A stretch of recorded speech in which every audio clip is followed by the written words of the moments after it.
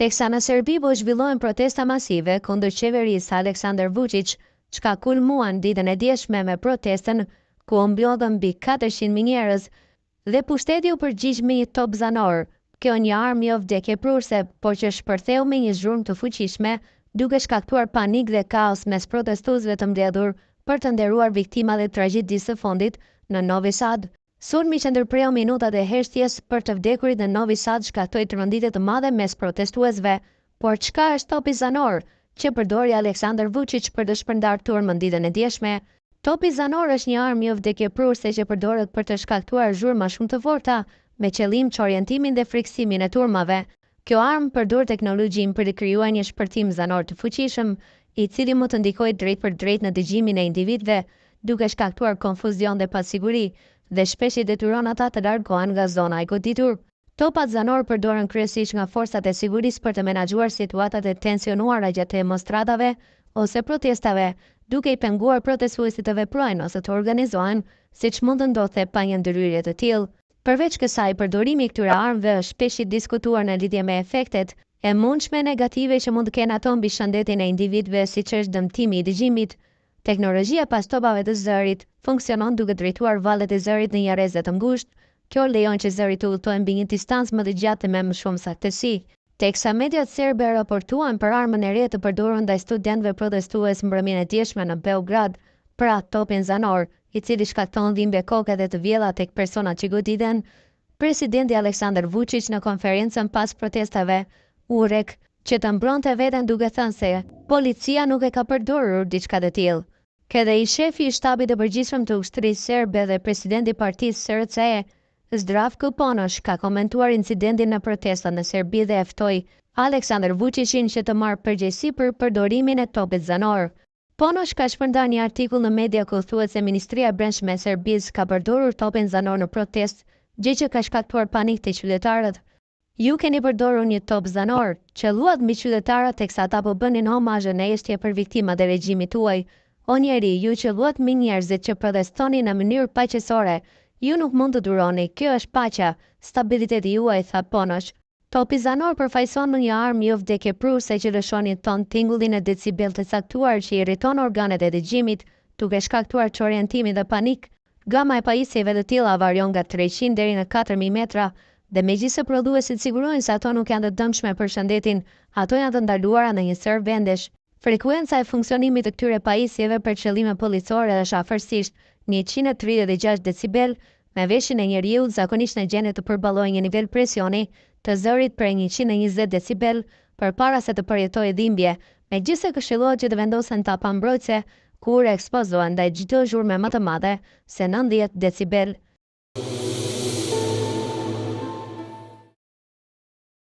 Ditën e djeshme, Komisioni Qendror i Zgjedhjeve në Kosovë shpalli rezultatet finale për zgjedhjet e nënshkurtit.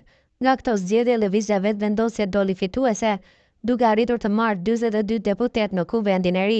Përkundërse doli fituese me këtë numër deputetësh, dëshmohet se VV-ja nuk ka shumicë në kuvend, gjë që e vështirëson krijimin e qeverisë së re në Kosovë. Opinionisti Det Preqi në një pranësim për Bota Sot ka kritikuar deklaratat e opozitës ndaj fituesit të zgjedhjeve. Mesazhet që i përçon popullit tek njëri tjetri për zgjedhjet e fundit e pohojnë se ishin zgjedhje normale, që i plotsojnë kushtet e një vendi me standarde europiane. Mirë po kritikat e ashpra që vijnë nga opozita, që i bën me qëllime të caktuara, duke i quajtur fitoren e fituesit të zgjedhjeve si disfat, do të ishte një turp i madh dhe jep shembullin e mbrapambetjes. Po ashtu edhe BE-ja reagoi në favor të zgjedhjeve normale dhe me standarde të kohës, që do të ishte një shembull i mirë për shoqërinë tonë. Kundërgjegjësimi për këtë gjë bën një hap përpara, por një përparim të tillë nuk duhet ta quajmë të mjaftueshëm, ka thënë eksperti.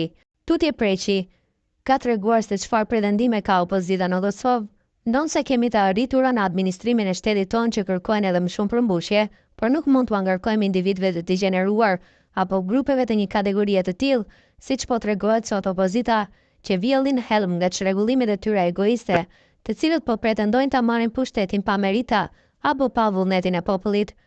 Tregimi i kësaj opozite përqendrohet mbi fjalët e pavërteta që përmbajnë lajme të papërtykura dhe të pakripura, aty ku pretendimet janë vetëm thashëtheme dhe nuk na mësojnë asgjë për të kuptuar të vërtetën e tyre, por vetëm shprehje për të tërhequr vëmendjen e publikut.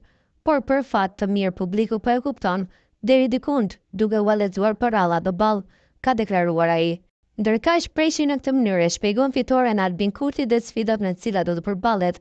Fitoria e lëvizjes vetvendosja nuk nënkupton se është fitore vetëm mbi vetveten, po aq i qartë duhet të bëhet trajtimi i këtij pushteti të ardhshëm mbi një varg çështjesh dhe rrjedhash që nuk është lehtë dhe thjesht i përgjigjesh në veçantë mjekullirës që ekziston në veriun e Mitrovicës. Mbyllja e syve para këtyre çështjeve është e pamundur për secilin pushtet që e ka radhën, sepse krijimi i marrëdhënieve normale në mes të këtyre dy popujve kërkon angazhim dhe jo dilema. Kur edhe pas 25 viteve dhe pas luftës akoma jetohet, sikur mbi thera, kur nuk ekziston një garanci e një harmonie dhe mirëbesimi mes dy popujve, Kosova ka besimin në SBA dhe BE për zgjedhjen e kësaj situate, edhe pse një çështje e tillë është duke u zvarritur, nëse merren në konsiderat planet e artuara nga Serbia, që i bën për shefin e saj pa i përpunuar këto plane me Kosovën. Dhe këto plane më shihen dhe janë sekrete me strategjitë e tyre të rrezikshme, të cilave u del kthimi më vonë. Shqiptarët sot nuk duhet të binden lehtë dhe pse gjithëherë donin të tjerë dhe na bindin për çështjet tona dhe për ato që ndikuan në historinë tonë, sepse nuk ishim të fuqishëm të përballonim, por sot i kemi miqtë e Kosovës që nuk na lënë në rrugë sikur janë SBA dhe alatet në BE-ja.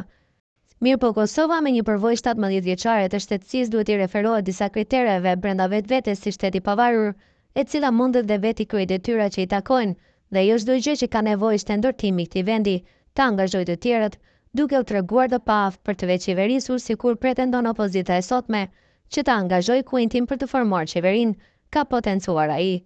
Tutje opinioniste ka folur edhe për formimin e qeverisë duke theksuar se partitë opozitare mund ta thrasin listën serbe për një koalicion. Në fakt opozita e sotme PDK, LDK, AAK kanë mbetur të udhëtuara dhe vetëm për ta larguar pushtetin e Kurtit nuk e përjashtojnë të thrasin edhe listën serbe, për faktin se nuk kanë kurfar tradite, madje duhet i kundërvihen traditave negative, vetëm për të arritur në parajsën e ëndrave të tyre, që për fat të keq e kishin kullot më herët, ka theksuar ai. Presidenti i Serbisë Aleksandar Vučić reagoi pas protestës së madhe të mbajtur më 15 mars në Beograd, duke deklaruar se qeveria ka marrë një mesazh të qartë nga qytetarët dhe se pushteti duhet të reflektojë. Të gjithë njerëzit në pushtet duhet të kuptojnë mesazhin kur mblidhen kaq shumë njerëz. Ne do të duhet të ndryshojmë, tha Vučić në një deklaratë publike disa orë pas përfundimit të tubimit masiv në kryeqytet. Megjithatë, ai theksoi se shumica e qytetarëve të Serbisë nuk dëshirojnë revolucione me ngjyra, duke u referuar lëvizjeve të ngjashme me ato që kanë ndodhur në disa vende të tjera të Europës lindore, të cilat kanë sjellë përmbysje të pushteteve përmes protestave masive. Unë besoj se shumica e qytetarëve tanë duan paqe dhe stabilitet, dhe jo skenar të lumshëm, shtoi presidenti. Protesta e së premtes, e cila mblodhi dhjetra mijëra njerëz në qendër të Beogradit, u organizua nga studentë dhe qytetarë të revoltuar pas tragjedisë së ndodhur në stacionin hekurudhor të Novi Sadit, ku humbën jetën disa persona dhe dhjetra të tjerë u plagosën. Protestuesit kërkuan ndërheqjen nga zyrtar të lagtë, hetime të pavarura dhe shumë përgjegjësi nga qeveria, dhe anë tjetër autoritetet serbe kanë cilësuar protestën si përpjekje për destabilizim të revolucion me ngjyrë. Një pretendim të cilin studentët organizatorë kanë hedhur poshtë me forcë, duke theksuar se lëvizja e tyre është paqësore dhe qytetare. Vučić bëri të ditur gjithashtu se gjatë protestës janë lënduar 56 persona, përfshirë protestues dhe forcat të sigurisë, por pa pasojë të rënda për jetën e tyre. Fatmirësisht, askush nuk ka pasur lëndime që rrezikojnë jetën. Shumë prej tyre tashmë janë liruar nga spitali, tha ai. Sipas presidentit, 22 persona janë arrestuar për akte të dhunshme, përfshirë dëmtim prone dhe sulme ndaj policisë. Do të përballet në drejtësinë kushdo që thyen ligjin, por ne jemi të gatshëm të dëgjojmë kërkesat e qytetarëve të ndershëm, përfundoi Vučić. Protestuesit kanë paralajmëruar se do të vazhdojnë tubime derisa kërkesat e tyre të merren seriozisht nga qeveria udhëhequr nga Vučić në Serbi. Maqedonia e Veriut është zgjuar sot në një nga ngjarjet më të rënda dhe më të dhimbshme në historinë e saj. Plot 59 rinj kanë humbur jetën si pasojë e një zjarri shkatrues që shpërtheu në klubin e natës Puls në qytetin e Koçanit. Ngjarja tragjike ndodhi gjatë një nate argëtimi me muzikë live, ku dhjetra të rinj ishin mbledhur për të kënaqur, por gjithçka u kthye në katastrofë brenda pak minutash, Sipas pamjeve të siguruara nga TV21, zjarri ka shpërthyer papritur në pjesën e sipërme të platosë lokalit, ku dyshohet se ishin ndezur fishek zjarri si pjesë e shfaqjes muzikore. Burime për televizionin bëjnë të ditur se klubi i natës Puls kishte funksionuar gjatë vitit të fundit pa licencë përflekshme, duke mos përmbushur standardet e sigurisë. Si pasojë, pronari i lokalit është arrestuar dhe po merret në pyetje nga autoritetet. Ende nuk dihet shkaqet zyrtare të zjarrit, por hetimet janë duke vazhduar me intensitet të lartë për të zbardhur të vërtetën e kësaj tragjedie. Përveç 59 viktimave të konfirmuara, numri të lënduarve është shumë i lartë. Ministri i Shëndetësisë Arben Taravari, në një deklaratë për mediat, konfirmoi se 148 persona janë shtruar në spitale të ndryshme të vendit, shumë prej tyre me djegje të rënda. Ai theksoi se 18 prej të lënduarve ndodhen në gjendje kritike dhe po trajtohen me kujdes të veçantë nga ekipet mjekësore. Jemi duke bërë gjithçka që është e mundur për të shpëtuar jetët e të lënduarve. Situata është e rëndë, tha Taravari. Ngjarja ka shkaktuar tronditje të madhe në të gjithë vendin. Qytetarët nga gjithë Maqedonia e Veriut janë mbledhur pranë spitaleve për të buruar gjak dhe për të ndihmuar viktimat. Qeveria ka shpallur 7 ditë zgjedhje kombëtare dhe ka premtuar një hetim të plotë për të nxjerrë para drejtësisë të gjithë përgjegjësit. Autoritetet bëjnë apel për qetësi dhe solidaritet, ndërkohë që familjet e viktimave të lënduarit po kalojnë momente të tmerrshme dhimbje.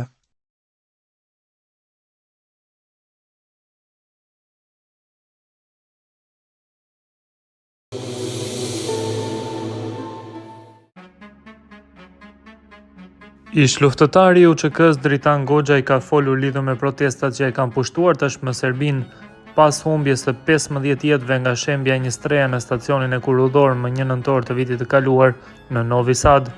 Kërkesë kryesore e protestuesve është përgjegjësia politike dhe penale për tragjedinë e Novi Sadit, pra rrëzimi i regjimit Aleksandar Vučić. Goxha ka shpjeguar më tej në pikpamjen e tij atë çfarë po ndodh në kryeqytetin e Serbisë, ku mbrëmjen e djeshme u mbajt një nga protestat më të mëdha që nga viti 90. Vendi ku ndodhi rrëzimi i strejes së betonit ishte në Novi Sad, dhe kjo është qendra e Vojvodinës dhe Serbia është e ndarë më dysh, nga Beogradi e lart dhe nga Beogradi e poshtë. Edhe në flamujt e paraqitur gjatë protestave, shihen flamujt e Serbisë dhe Kosovës bashkë, pra shihet një aleancë e ortodoksisë që ka bërë Miloševići në vitin 1994 me vizitën që bëri në Athinë, midis ortodoksisë serbe, greke dhe ruse kundër shqiptarëve. Shihet si shqetësuese, por nuk është as pak e tillë. Nëse serbët duan të jetojnë brenda etnisë së tyre, atëherë pse shqiptarët mos të kenë një shtet të tyre etnik? Në rast se e kërkojnë ata, kjo do të ishte një parakusht i joni në bisedimet e reja që do udhëhiqen nga BE nëpërmjet Kosovës dhe Serbisë. Në rast se Serbia mbështet Dodik, automatikisht dhe ne duhet të kërkojmë të njëjtën gjë, qoftë për shqiptarët në Preshev, qoftë për ata në Kosovë, tha Goxha. Marsi shënoi epopene UÇK-s, por OVL e UÇK-s mori vendim të bojkotojë organizimet nga qeveria për pavarësi dhe epope. Kryesia e veteranëve të luftës së OVL-s UÇK-s vendosi të mos ketë asnjë lloj bashkëpunimi në institucionet e qeverisë së Kosovës për manifestimin e 27 vjetorit të epopesë së UÇK-s së familjes Jashari më 5, 6 dhe 7 mars, në një deklaratë për mediat pas mbledhjes së sotme të kryesisë së OVL-s së UÇK-s. Këtë e arsyetuan, duke thënë deri te vendimi ka ardhur për shkak se qeveria aktuale nuk ka treguar asnjëherë gatishmëri për bashkëpunim me OVL-n e UÇK-s. Ish komandanti i UÇK-s Hasan Preteni ka thënë se ndihet krenar që pjesë e biografisë së tij e ka edhe luftën për atë deon, por ai me vendimin e OVL-s së UÇK-s nuk është pajtuar. Tutje ai ka thënë se organizatat janë bërë pronë disa individëve, mandatet e tyre janë të panumërta, thot ai, ndër të tjera. Nuk ka kufizime, kryetar të përjetshëm shumë keq, politikizim, partizim i tyre është shumë i rrezikshëm. Pjesa e biografisë time që ndjehem shumë krenar është ajo e kohës sa isha ushtar dhe komandant në UÇK. Me organizatat e dala nga lufta, me organizimin e tyre, me zgjedhjet brenda tyre, me politikizimin e tyre, nuk janë fare i lumtur. Organizatat e dala nga lufta duhet të punojnë në drejtim të mbrojtjes së interesave të pjesëtarëve. Antarëve të vetë, këtë organizata janë bërë pronë disa individëve, mandatet e tyre janë të panumërta, nuk kanë kufizime, kryetar të përjetshëm, shumë keq, politizim, partizimi i tyre është shumë i rrezikshëm. Nuk kemi luftuar për partie, për pushtet, duhet të bashkëpunojmë me të gjitha strukturat që dalin, nga zgjedhjet e popullit, kjo e fundit ishte praktika më e keqe që nuk duhet të përsëritet kur, foli Pretlini në një intervistë të dhënë për Bota Sop.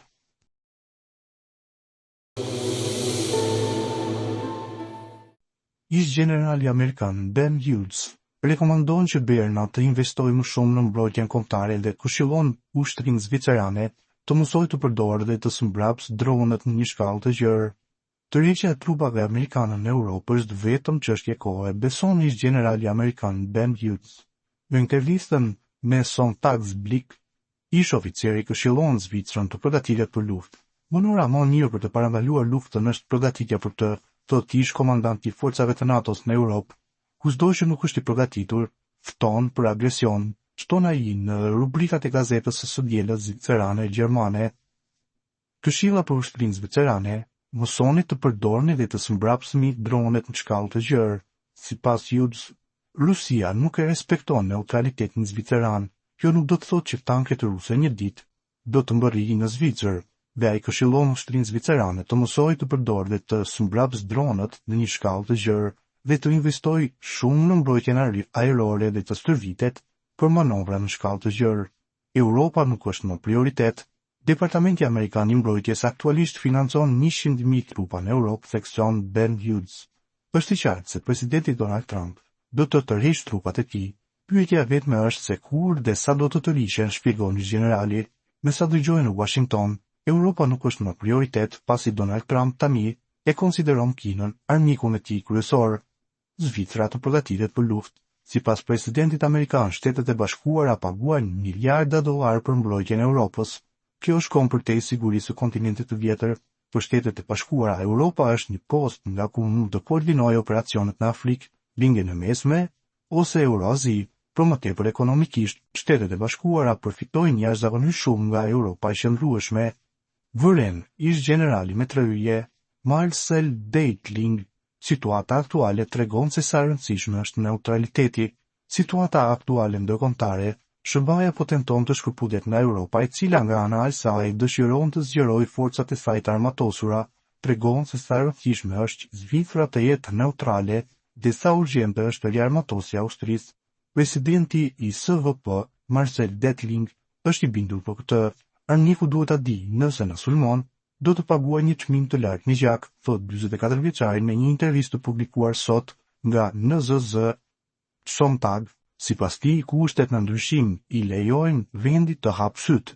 Europa dhe Zvicra janë mbështetur vazhdimisht tek SBA për 80 vitet e fundit. Në mbështetjen e qendrës së majt ka kursyer shumë në ushtri. Tani shohim pasojat.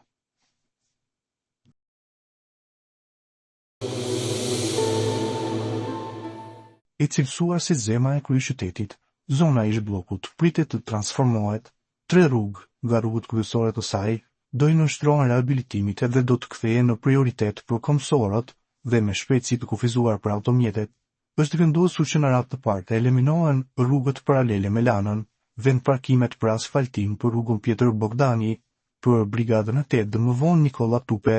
Qëllimi jonë është që të jetë një këmbësor i sigurt, prandaj ndërhyrja që po propozohet sjell në të njëjtin nivel trotuarin me karrexhatën, pra do të jenë hapësira të unifikuara ku këmbësori mund të ecë lirshëm, ndërsa automjetet do të kenë kufizim të shpejtësisë, thanë kryetaria e bashkisë Frida Pashako.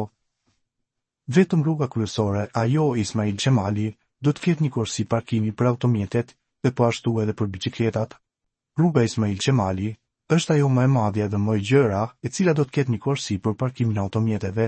Është rrugë kryesore e bllokut. Na jep mundësi të shtojmë edhe nga ana një korsi biçikletë për të lidhur me gjithë rrjetin në kryqëzet. Do trajtohet me materiale të kushërrenta, shtoi më tej në kryetaria e bashkisë. Kosto e projektit që pritet të nisë në muajin maj dhe të përfundojë në muajin tetor, arrin në 300 milion lek. Në të gjitha qytetet evropiane ka ndërhyrje të tilla.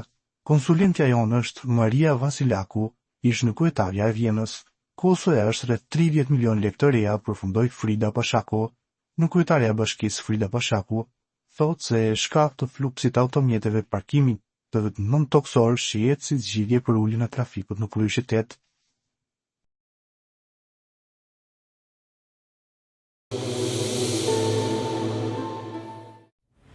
Forcat ajrore shqiptare u krijuan zyrtarisht më 24 prill të vitit të largët 1951. Forcat ajrore shqiptare janë një nga 3 armët e forcave të armatosura shqiptare.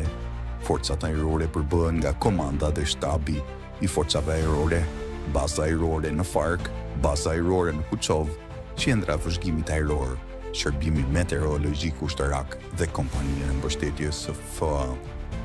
Shteti shqiptar bëri përpjekje të shumta për krijimin e armës së aviacionit luftarak, por për arsye politike, një gjë e tillë nuk u arrit deri mbas luftës së dytë botërore. Në vitin 1945, një grup ish partizanësh filloi përgatitjet për pilot luftarak në shkollën e aviacionit jugosllav. Ky grup përbëhej nga Niko Hoxha, Edip Ohri, Fahri Bugbusi, Pertef Müftari, Ibish Vokshi, Zydi Rada, Sazan Gjelo, Irakli Glashdani, Masarada e të tjerë. Pas prishjes së marrëveshjeve mes Shqipërisë dhe Jugosllavisë, grupi e vazhdoi përgatitjen në Bashkimin Sovjetik. Forcat ajrore shqiptare u krijuan zyrtarisht më 24 prill 1951. Avionet e parë ishin avionët sovjetik të prodhuar mbas luftës së dytë botërore, YAK-18, dhe fillimisht u dislokuan në Laprak, në periferi të kryeqytetit të Shqipërisë, Tiranë. Pak vite më vonë, forcat ajrore shqiptare do të pajiseshin edhe me avion luftarak reaktiv. Skuadrilja e parë me avion luftarak MiG-15 bis, kodi NATO Fagot, e titulluar Peza, u krijuar në vitin 1955. Kjo skuadrilje u dislokua në aeroportin e Kuçovës. Në vitet e mëvonshme, në kuadrin e ndihmës ushtarake nga Bashkimi Sovjetik, forcat ajrore shqiptare do të pajisen edhe me avion luftarak të tipit MiG-17, kodi NATO Fresco, dhe MiG-19, kodi NATO Farmer, dhe në fillim të viteve 70, edhe me avionët luftarak MiG-21 të prodhimit kinez. Avionët luftarak që erdhën nga Kina kishin marka prodhimi të ndryshme nga ato sovjetik, por në forcat ajrore shqiptare ata u njohën gjithmonë me markën sovjetike të prodhimit. Në qershor të vitit 1957, u krijuar regjimenti i parë transportues i pajisur me helikopter Mi 3 cop, helikopter të rinj Mi-4 3 cop, si edhe disa avion me helik Jak-18 dhe PO-2. Në fillim të vitit 1967, ky regjiment u zgjerua në kapacitet me ardhjen e 30 helikopterëve MiG-4. Në vitin 1962, u krijuar regjimenti i rinasit me avion luftarak MiG-17 dhe avion MiG-19. Avionët luftarak MiG-19 ishin shtylla e kësaj force për shkak të numrit të tyre të madh, mbi 70 avion. Po në të njëjtin aeroport u dislokuan për një kohë të shkurtër avionët luftarak të sapo ardhur nga Kina, avionët luftarak të tipit F-7A, Fishbed C, të cilët ishin version kinez, e avionët luftarak sovjetik MiG-21F-13, modeli i parë i prodhuar në masë. Por pas pak kohësh këto avion 12 në numër u transferuar në bazën ajrore më të re të forcave ajrore shqiptare, ajo e Gjadrit. Ndryshe e njohur edhe si Lezha Zadrima, avionët F-7A MiG-21F-13 u grupuan në një skuadrilje. Gjithashtu baza ajrore e Gjadrit kishte edhe 2 skuadrilje me avion F-6C MiG-19 dhe një skuadrilje me avion F-5 MiG-17, si edhe disa avion mosimor MiG-15 UTI. 2 vendësh, baza ajrore e Gjadrit dallohej nga 2 bazat e tjera, nga një tunel i nëndeshëm i ndërtuar në malin e Gjadrit. Edhe pse kishte lagështi, ky tunel përbënte një mbrojtje ideale kundër sulmeve ajrore armike. Në periudhën 1950-1975, forcat ajrore shqiptare ishin një nga forcat ajrore më moderne në rajon, por edhe në botë, si përsa i përket pajisjeve logjistike, ashtu edhe përgatitjes së lartë të kuadrit që ajo dispononte. Pilotët shqiptar dalloheshin nga pilotët e tjerë në shkollat e huaja të përgatitjes së pilotëve luftarak, si ato të Jugosllavisë, Bashkimit Sovjetik dhe Kinës, për aftësitë e larta profesionale që tregonin.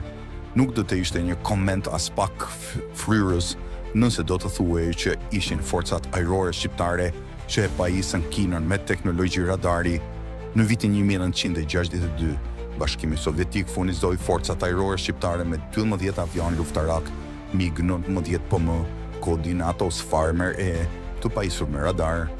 Pas prishjes së marrëdhënieve me Bashkimin Sovjetik, Shqipëria u miqësua me Kinën.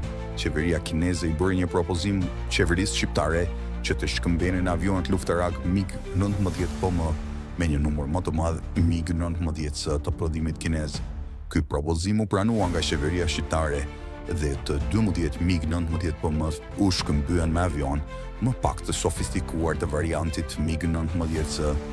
Këta avion nuk ishin të pajisur me radar dhe mund të fluturonin vetëm ditën në kushte optimale atmosferike. Në vitin 1962, Akademia e Aviacionit u krijua në Vlorë, akademia e cila kishte statusin e shkollës së lartë. Kjo akademi kishte në dispozicionin e saj avion mosimor për stërvitje bazë CJ-6, avion luftarak reaktiv MiG-15 bis dhe avion mosimor dyvendësh MiG-15 UTL.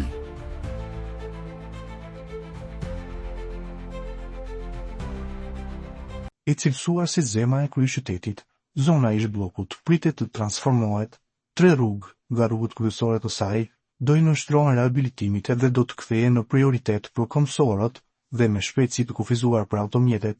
Është vendosur që në radhë të parë të eliminohen rrugët paralele me lanën, vend parkimet për asfaltim për rrugën Pjetër Bogdani, për brigadën e 8 dhe më vonë Nikola Tupe. Qëllimi jonë është që të jetë një komsor i sigurt, prandaj ndërhyrja që po propozohet sjell në të njëjtin nivel trotuarin me karrexhatën, pra do të jenë hapësira të unifikuara ku komsori mund të ecë lirshëm, ndërsa automjetet do të kenë kufizim të shpejtësisë, thanë kryetaria e bashkisë Frida Pashako. Vetëm rruga kryesore, ajo Ismail Qemali, do të ketë një korsi parkimi për automjetet dhe po ashtu edhe për biçikletat. Rruga Ismail Qemali është ajo më e madhe dhe më e gjëra, e cila do të ketë një korsi për parkimin e automjeteve. Është rrugë kryesore e bllokut. Na jep mundësi të shtohem edhe nga ana një korsi biçikletë për të lidhur me gjithë rrjetin kryqëzor. Do trajtohet me materiale të kushërrenta, shtoi më tej në kryetaria e bashkisë. Kosto e projektit që pritet të nisë në muajin maj dhe të përfundojë në muajin tetor, arrin në 300 milion lekë. Në të gjitha qytetet europiane ka ndërhyrje të tilla. Konsulentja jonë është Maria Vasilaku, ish në kryetaria e Vjenës. Kostoja është rreth 30 milion lekë të reja, përfundoi Frida Pashako. Në kryetaria e bashkisë Frida Pashako thotë se shkak të fluksit automjeteve parkimin të 9 toksor shihet si zgjidhje për uljen e trafikut në kryeqytet.